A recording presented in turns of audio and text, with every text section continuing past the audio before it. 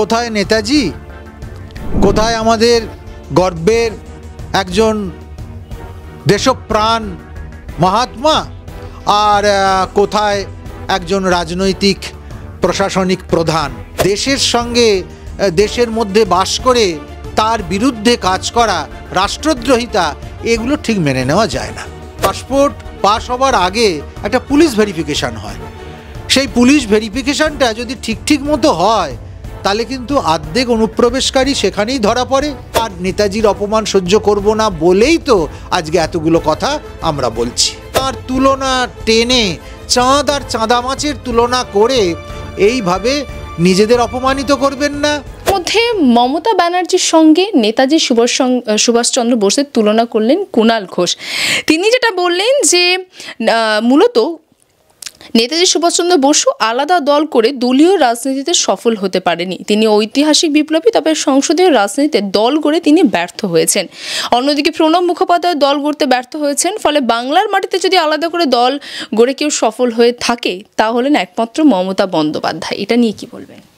পাগলের প্রলাপ।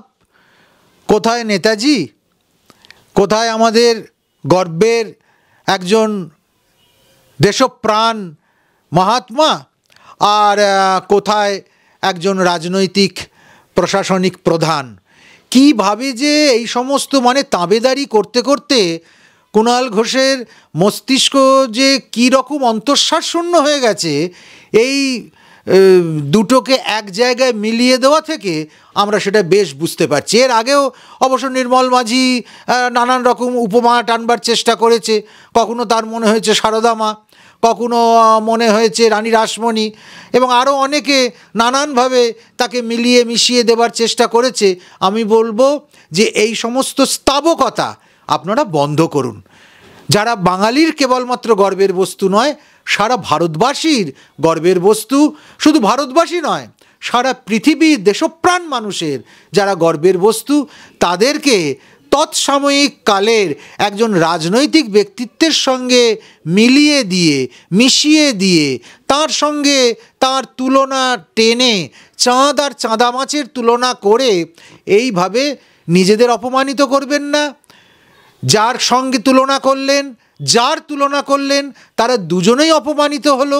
তা না করে আপনার যদি ব্যক্তি প্রশংসার প্রয়োজন হয়, আপনি নিরপেক্ষভাবে ব্যক্তি প্রশংসা করুন, নেত্রী প্রশংসা করুন, সেটা আপনি করতেই পারেন, তাতে কোনো দোষ আপনার আমি দেখছি না।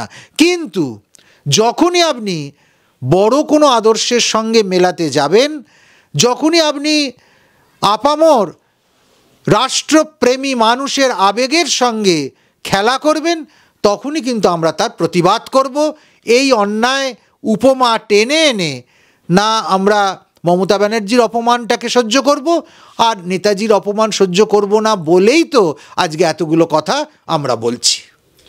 আমরা দেখেছি যে পাসপোর্ট জালিয়াতি থেকে অনুপ্রবেশ বিভিন্ন ক্ষেত্রে কখনো বিএসএফকে দায়ী করেছেন, কখনো সুকান্ত মজুমদারকে দায়ী করেছেন। কেন্দ্রের উপর বারংবার প্রশ্ন তুলেছেন বা আঙুল তুলেছে রাজ্য। এবার সরাসরি পাসপোর্ট জালিয়াতি নিয়ে দেখা যাচ্ছে সুকান্ত মজুমদার মুখ্যমন্ত্রীর উপর আঙুল তুলছেন। তিনি বলছেন যে নিজেদের ব্যর্থতা ঢাকার জন্য অন্যদের উপর দোষ দেখাচ্ছেন। পাসপোর্ট জালিয়াতি হচ্ছে কি করে?